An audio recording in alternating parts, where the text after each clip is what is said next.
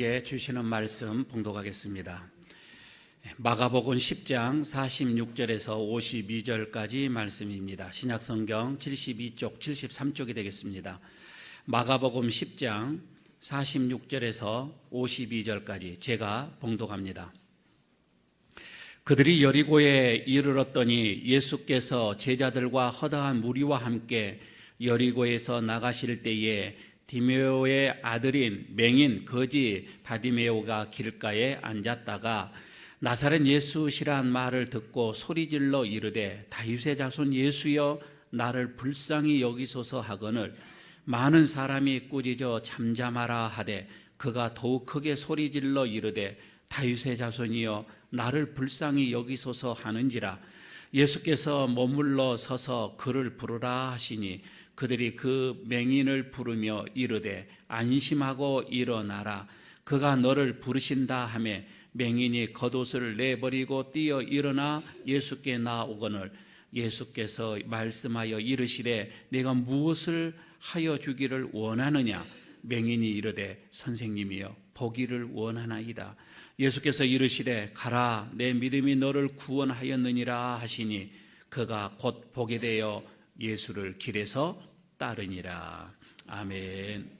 우리 옆에 있는 분들과 인사 한번 나누도록 하겠습니다. 한 주일 동안 평안하셨습니까? 인사 한번 하시고요. 네. 3층에 집사님 잘 들립니까? 손 한번 들어주시고 이쪽에도 잘 들리고요. 1층에 우리 집사님 잘 들리시죠? 예, 여기서도 잘 보입니다. 예. 여러분 사람들은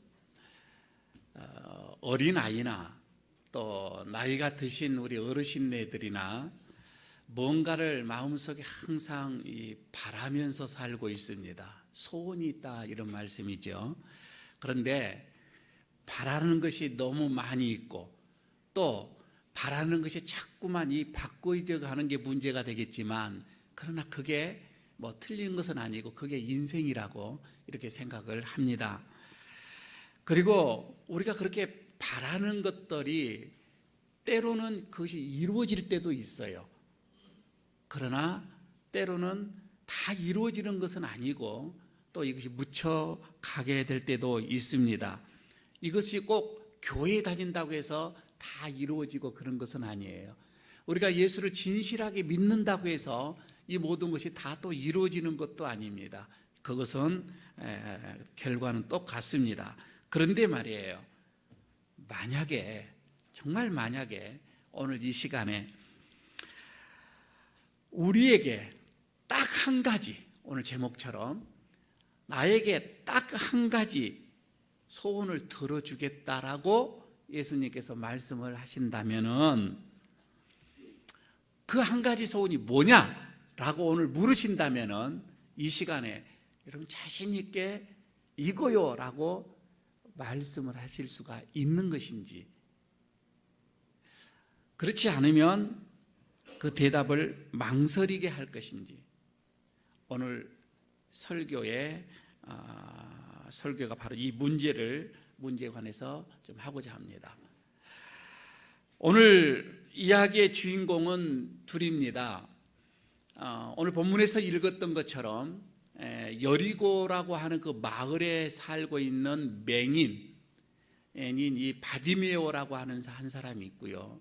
사실 오늘 이 본문 46절에서 52절까지 읽었던 이 내용은 이 단편적으로 여기만 보면은 별로 그 말씀을 읽는데 맛이 별로 나지는 않습니다.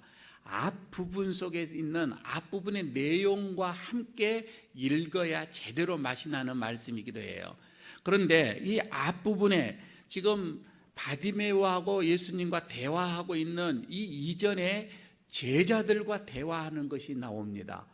그래서 이 제자들과 예수님과 대화의 내용과 오늘 예수님과 또 바디메오와의 이 대화의 내용 이 두 가지를 함께 비교를 해보면서 오늘 말씀을 나눠보고자 합니다. 먼저 바디메오에 대해서 얘기를 한번 해보도록 하겠습니다. 이 바디메오는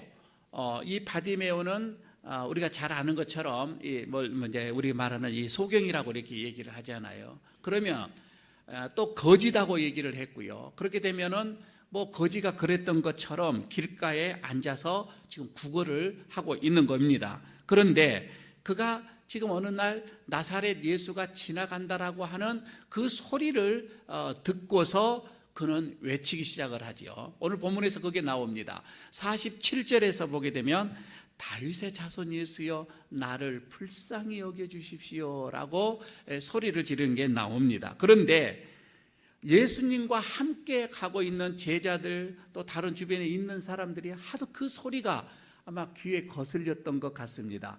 그래서 잠잠하라고 조용하라고 그 바디메오를 꾸짖는 게 나옵니다.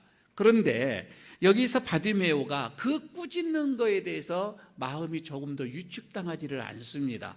오히려 그는 더 큰 소리로 더 크게 소리를 질렀다라고 오늘 본문에서 말씀을 하고 있는 거예요. 더 큰 소리로 예수님께 부르짖으니까 예수님이 가시다가 발걸음이 멈추게 되는 겁니다. 그러면서 그를 불러오라고 말씀을 합니다. 예수가 부른다라고 하는, 예수님이 부르신다라고 하는 그 소리를 바디메오가 듣고요. 그 다음에 행동하는 게 우리가 여기서 이제 좀 집중을 해봐야 할 겁니다.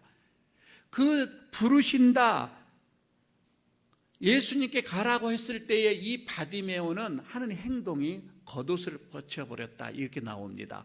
겉옷을 제쳐 던져버리고 벌떡 일어나서 마치 용수철이 튀어나가는 것처럼 튕겨나가는 것처럼 예수께로 갔다 이 말입니다. 50절에 그게 자세하게 기록을 해주고 있습니다. 맹인이 겉옷을 내버리고 뛰어 일어나 예수께 나오거늘 이렇게 얘기를 하죠. 이 장면이 바디메오의 지금 그 심정을 그대로 대변을 해주고 있습니다. 자, 함께 보실까요? 그냥 이걸 그냥 넘어가지 마시고 이 말씀을 보게 되면 겉옷이라고 하는 게 나오잖아요. 우리야 이 겉옷보다도 속옷이 더 우리는 더 중요합니다. 특히 뭐 속옷이 더 비쌀 수도 있는 거예요. 우리는 그런 시대에 살고 있지만 그때 당시에 예수님 이 당시 그 이전에 이 겉옷 그 지방에서 이 겉옷은 생명처럼 여겼던 거예요. 생명이라고 생각을 해도 되고요. 또 이 겉옷이라고 하는 거는 그때 당시 그 사람의 재산 목록품의 하나에 들어가기도 하는 겁니다. 그러니까 재산입니다. 구약에서 아간이라고 하는 사람이 여리고성을 함락했을 때에 거기서 도둑질을 하는 것도 바로 이 겉옷 하나를 도둑질을 했습니다. 많은 금보화와 더불어서 겉옷을 훔치는 게 나오게 되지요.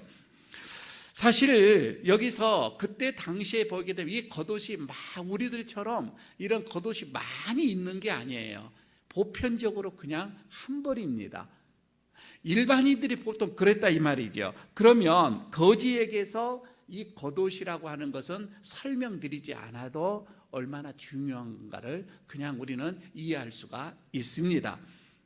사실요, 이 거지들은요 이런 얘기가 있어요. 죽으러 갈 때도 겉옷은 입고 간다 이런 얘기가 있습니다. 그리고 이 겉옷이 거지들에게는 다른 일반인보다 더 중요합니다. 조금 이 겉옷을 어떻게 입느냐에 따라서 많은 사람들의 동정심을 사람들에게 유발을 할 수도 있는 거예요. 야, 저는 참 도와줘야 되겠다. 이게 겉옷으로 판명할 수도 있는 거예요. 또 많은 사람들에게 구걸을 하다 보면은 꼭 어떤 뭐 금이나 은전이나 동전이나 이것만이 아니라 먹을 것까지도 이 구걸을 하다 보니까 이 겉옷은 꼭 필요하는 겁니다. 이런 구걸하는 것을 다 이 주머니 저 주머니에다가 넣어야 하기 때문에 이건 없어서는 안 될 거예요. 그런데 지금 이 바디메오가 이 겉옷을 던져버렸다.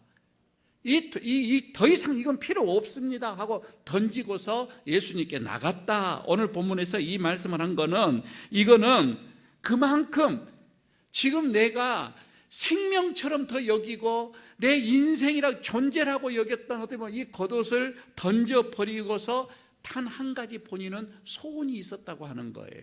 이것보다 겉옷보다도 더 중요한 내 생명을 걸고 원하는 것이 이 바디메오에게는 한 가지가 있었다. 이렇게 보면 될 것 같습니다.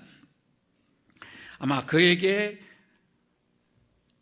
51절에 예수님께서는 그런 바디메오에게 이렇게 묻습니다. 51절을 보게 되면 내가 무엇을 하여 주기를 원하느냐. 예수님이 바디메오에게, 다가오는 바디메오에게 이렇게 묻습니다. 여러분, 이 말을 그냥 이렇게 받지 마시고 이 질문이에요. 이 내용을, 이 글에 있는, 이 문장에 있는 내용이 뭐냐면은, 바디메오, 당신에게는 많은 소원과 어떤 그 원하는 것들이 많이 있는데 그 중에 하나가 뭐입니까? 라고 묻는 것이 아니에요. 그런 의미가 아니라 당신에게 단 하나, 딱 한 가지 소원이 있다면 그것이 뭐요? 라고 하는 뜻이에요. 그런데 그 한 가지라고 하는 것이 생명보다도 더 귀한, 생명을 내어놓고서 바라는 것이 뭐냐? 이런 뜻이에요. 그러니까 인생의 전체를 놓고서 바라고 원하는 것이 뭐냐라고 묻는 게 바로 이 물음입니다. 만약에 여러 가지 원하는 것 중에 하나가 있다라고 한다면 예수님이 굳이 물어볼 필요가 없잖아요. 저 사람에게 이 눈이 띄어지는 거 다 누구나 알고 있잖아요. 그러나 예수님은 그것보다 더 원하는 것이 뭐가 있느냐 이렇게 묻는 것이지요. 이것 말이에요. 예수님이 꼭 이 바디메오 교회만 이런 질문을 했던 게 아니에요.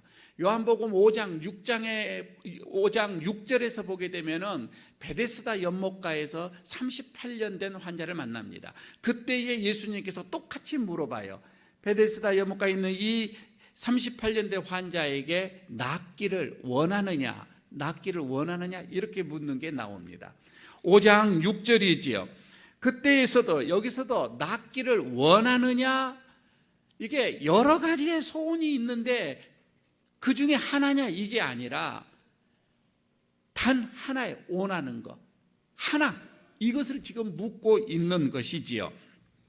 이것을 예수님이 바디메오에게 물어봤을 때 바디메오가 이렇게 얘기를 합니다. 51절에 나오죠. 주님, 선생님, 내가 낫기를 원합니다. 내가 보기를 원합니다. 정말 내가 보기를 원합니다. 라고 이렇게 얘기를 합니다. 이 대답에서 우리가 이 바디메오의 그 마음을 이길 수 있는 게 뭐냐면은, 내가 간절하게 바라는 한 가지, 내 소원 한 가지, 예수님께서 물으실 때 망설일 것이 없었어요. 다른 뭐 생각할 게 없었다 이 말입니다. 오직 대답할 것 딱 하나였던 거이죠. 내가 보기를 원합니다. 바로 여기에서 이 바디메오가 이게 나오는 거이지요. 그런데 그런 바디메오에게 거침없이 그 속에서 있는 이 대답을 할 때에 예수님께서 바로 또 이런 뒤에 얘기를 합니다. 그래, 가거라.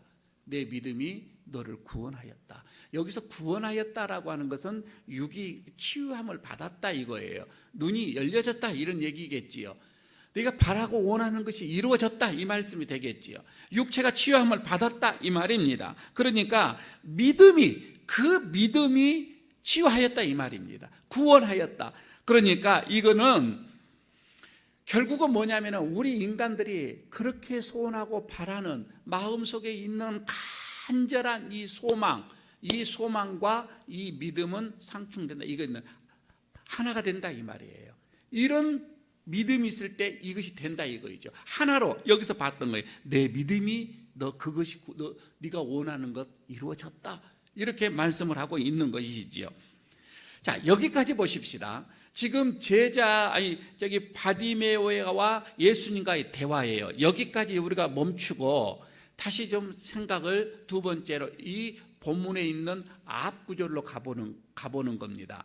앞부분에서도 예수님이 제자들과 대화하는 게 나와요. 이 대화하는 게 나오는데 여기에서 세베대의 아들 야고보와 요한과의 예수님과의 이 대화입니다. 똑같아요. 지금 정황은 이 상황이나 이쪽이나 똑같은데, 바디메오하고 똑같은데 희한한 거는 여기에서 그들의 믿음, 그들의 강구, 그리고 그들의 결과는 완전히 지금 다르게 나타나고 있는 것이 나오게 됩니다. 제자들에게 예수님께서 뭐라고 물어봤느냐면 10장 36절에 그게 나옵니다. 너희에게 무엇을 하여 주기를 원하느냐. 여러분요, 이 지금 질문이, 이 물음이 바디메오에게 하는 것과 다른 게 아니에요. 똑같습니다. 똑같은 질문이에요. 너희에게 무엇을 하여 주기를 원하느냐. 그러나 그들은, 이 제자들은 뭐라고 했느냐면 37절에 이렇게 대답을 합니다. 주께서 영광을 받으실 때에 하나는 선생님의 오른편에, 하나는 선생님의 왼편에 앉게 하여 주시기를 원합니다. 예수님께서 지금 영광 중에 이제 예루살렘에서 통치하실 것이라 생각을 했던 거예요. 나라를 다스리라 생각을 했던 거예요. 아마 예수님의 그 능력과 그 권세와 예수님이 지금까지 하셨던 그 사역들을 보게 되어지면 충분히 이 나라의 왕으로 임하실 것이 분명했다 이 말이에요. 그래서 예수님께서 그 왕의 자리로 얹게 되면 하나는 우의정, 하나는 자의정으로 앉게 해주십시오. 인사팔탁, 지금 청탁을 하고 있는 이 모습입니다. 자, 보십시오. 예수님에게 이 제자들이 원하고 바라는 것 말이에요. 이게 정말 생명을 내어 걸고, 정말 그들의 목숨을 내어 걸고 바라는 소원인가? 그렇지 않잖아요. 그들은 원하는 것 중에 하나를 지금 구하고 있는 거예요. 자꾸만 마음속에서 스물스물게 올라오는 우리들의 욕망이 있습니다. 그 중에 하나예요. 이 제자는 그 하나를 예수님께 이것 해주기를 원합니다. 내가 너에게 무엇 해주기를 원하느냐라고 했을 때 그들은 그 자기들의 욕심을 얘기를 했던 것이지요. 지금 한번 가만히 생각을 해봐요. 예수님께서는 장차 지금 십자가를 지실 것을 생각을 하고 번민과 고민과 어떤 그런 간절함 속에서 길을 가고 있는 거예요. 내가 어떻게 이 십자가를 어떻게 담당을 해야 할까? 아마 예수님께서는 많은 어떤 그런 번민이 있는데 이 제자들은 예수님 스승에 대한 그런 고민이나 번민을 아랑곳하지는 않는 거예요. 오직 어떻게 보게 되면 무수한 삶의 욕망 중에 하나를 끄집어내서 그것을 충족시키고자 했던 이 제자들의 이 모습입니다. 제자 이 두 사람, 야고보와 이 요한만의 이 사람들의 이 생각이었을까요? 아니에요. 그 뒷부분에 보면 10제자가 두 제자에게 합니다. 어떻게 네가 그럴 수가 있느냐라고 하면서 분노하고 있습니다. 그럼 우리는 뭐냐? 이거이지요. 그러니까 이거는 다른 제자들도 똑같은 마음이었다고 하는 것을 우리에게 보여주고 있죠. 여태요, 예수님의 참 마음이 답답하셨습니다. 제자들이 저것을 구하고 원했을 때에 얼마나 답답했냐. 그러니까 지금 내가 너에게 무엇을 해주기를 원하느냐, 생명을 걸고 생명을 담보로 너희가 딱 원하는 거 한 가지 뭐냐라고 이렇게 물어봤는데 하나는 우측에 하나는 좌측에 자리에 앉혀 주십시오. 이 얘기를 들었을 때에 우리 예수님 38절에 그게 나옵니다. 38절은 뭐냐면 너희는 너희가 구하는 것을 알지 못하는도다. 내가 마시는 잔을 너희가 마실 수 있으며 내가 받는 이 세례를 너희가 받을 수가 있겠느냐라고 이렇게 다시 반문하는 이 모습이죠. 이 말씀은 그들이 바라고 그들이 원하는 것 성취가 되지 않을 뿐더러, 응답이 되지 않을 뿐더러 어떻게 보면 잔뜩 그들은 욕만 얻어 챙겨 먹는 식밖에 안 돼 버렸습니다. 지금 바디메오를 보십시오. 바디메오의 이 상황과 그리고 이 두 제자, 이 다른 제자들의 이 상황을 한번 이렇게 보십시오. 이것을 볼 때에 우리는 주님 앞에 아무 소원이나 우리가 구하면은 다 이루어진다. 여러분, 이런 것은 아니라고 봐집니다. 그저 내 마음속에 원하는 거 다 말을 쓰면 하면은 이렇게 기도를 하면은 이루어진다. 우리 기독교는 이거다. 이게 복음이다. 이러면 큰 착오가 될 것 같습니다. 구하라 얻을 것이요, 문을 두드리라 열릴 것이요, 찾으라 찾을 것이요. 여러분, 우리는 흔히 이런 얘기들을, 이런 구절들을 많이 우리는 외우기도 하고 그리고 우리가 삶에 적용을 시키기도 합니다. 어떻게 보면은 지금 여러분 우리는 자본주의 이런 세상에서 살고 있기 때문에 있어도 좀 더 많이 얻어야 돼요. 내가 아무리 내가 많이 있어도 다른 사람이 많으면 나는 가난한 사람이 되어버리는 거예요. 그래서 어떻게 보면은 이런 자본주의 세상 이 욕심 나는 것들이 너무 많아요. 지금 내가 누리고 있는 것보다도 더 갖고 싶은 것들이 너무 많이 있단 말이에요. 그래서 그러나 가질 방법은 없고, 그래서 주님 앞에 나와서 우리가 여러분 여기서 기도하고 부르짖고 간구하고 때를 쓰면은 언제든지 다 주신다, 무엇이든지 다 주신다 라고 이것을 여러분 우리가 해석을 해버린다 한다면 이거는 아니죠. 아마 이것을 복음이라고 착각을 하고 돈에 대해서 욕심이 많은 사람들, 명예와 또 이런 자리에 대해서 욕심이 많은 사람들은 이런 복음에 아주 쏠깃하겠지요. 여러분, 그러나 그렇지가 않습니다. 여기는 바디메오가 구한 것과는 완전히 지금 다른 거예요. 바디메오는 지금 제자들과 구하는 것과는 완전히 다른 거예요. 지금 바디메오가 구하는 것은 이것 아니면 자기는 안 된다 이거예요. 생명과도 같아 바꿀 수 있다 이 말이에요.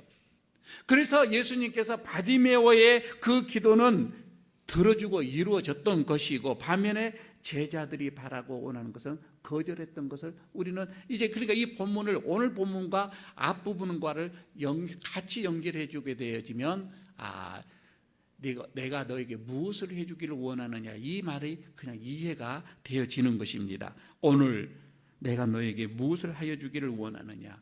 여러분, 이 시간 말이에요, 지금 우리에게 예수님께서 오늘 묻습니다. 여러분, 내가 너에게 무엇을 해주기를 원할까? 여러분, 바디메오처럼 내가 전 존재를 걸고, 정말 내가 내 전 생명을 걸고 내가 바라는 것, 여러분 이거 한 가지가 있느냐 이 말이에요. 정말 그것이 이루어진다고 한다면 나는 죽어도 한이 없습니다. 내 생명이 오늘 끝나도 한이 없겠습니다 라고 하는 그런 마음으로, 그런 믿음으로 여러분 우리가 구할 것이 있느냐 이거예요. 이건 믿음의 척도입니다. 그래서 이것이 인생과 신앙의 성패를 좌우한다라고도 이렇게 볼 수도 있습니다. 결국은요, 보십시오. 오늘 이 말씀을 한 다음에 예수님을 누가 따르느냐, 마지막 52절에 그입니다. 그게 나오죠. 52절에서 오늘 본문을 보게 되면 그가 곧 보게 되어 응답받고서 예수를 길에서 따르니라 라고 얘기를 하죠. 여기에서도 이 말씀에 보면 이 따른다라고 하는 이 단어도 그냥 따름이 아니에요. 수많은 사람들이 예수님을 따르실 때에 쓰는 따른 이 단어가 아니라 이 말이에요. 이 단어의 그 본문을 오늘을 보게 되어지면은 이거는 제자들이 주님을 따라가는 것에 대한 그 단어입니다. 그러니까 일반적인 따름하고 완전히 이거는 다른 겁니다. 전문 용어로 쓰였던 단어이기도 합니다. 그러니까 이거를 다시 말씀을 드리면 이거예요. 제자는 단 하나만을 바라보고 구하면서 따라가는 존재가 제자다 이 말입니다. 여러 가지 구하는 것이 아니라 이 말이에요. 오늘 이 시간에 우리에게 생명을 걸고 한 가지 소원을 말해보라 이렇게 말씀하신다면 어떤 이들은 이렇게도 할 겁니다. 우리의 소원은 통일, 꿈에도 소원은 통일. 아마 통일을 원하는 사람도 있을 거예요. 노래할 겁니다. 그러나 여러분, 사실 여러분 우리는 그것이 아니잖아요. 그것보다 더 넘어서 우리의 소원은 전도, 꿈에도 소원은 전도, 이 정도 되져야 되는데 왜 그런 거 아니? 가만히 여러분 우리가 신앙생활을 생각해 보십시오. 하나님의 소원이 뭐였고 하나님의 심장이 뭐였느냐 이 말이에요. 하나님은 독생자를 십자가에 내어 죽기까지 인류가 구원받기를 원했다 이 말입니다. 이게 하나님의 소원이었습니다. 독생자를 주었다는 것은 자기 자신을 죽인 것과 같은 거예요.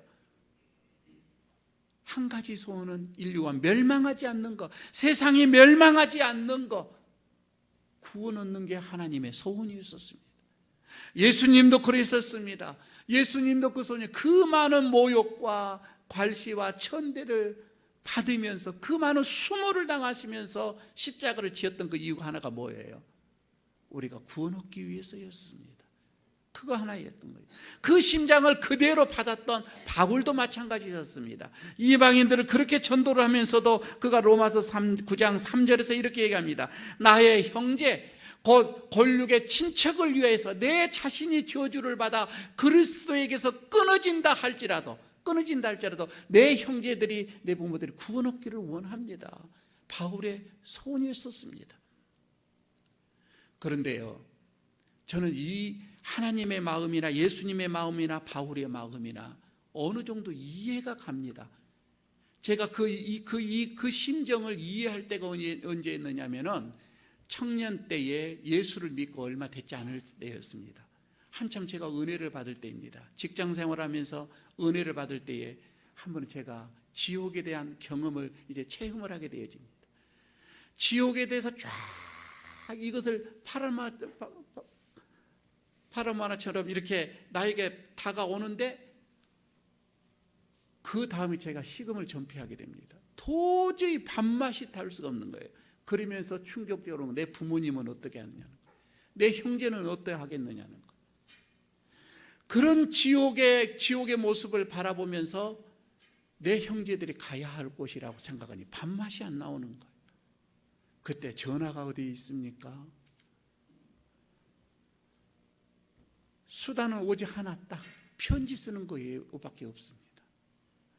그때부터 내 부모님 저곳에 가면 안 된다고, 내 형제들 그곳으로 가면 안 된다고 얼마나 부르짖고 기도하고, 그냥 부르짖음이 아닙니다. 눈물로 밤을 새워갑니다.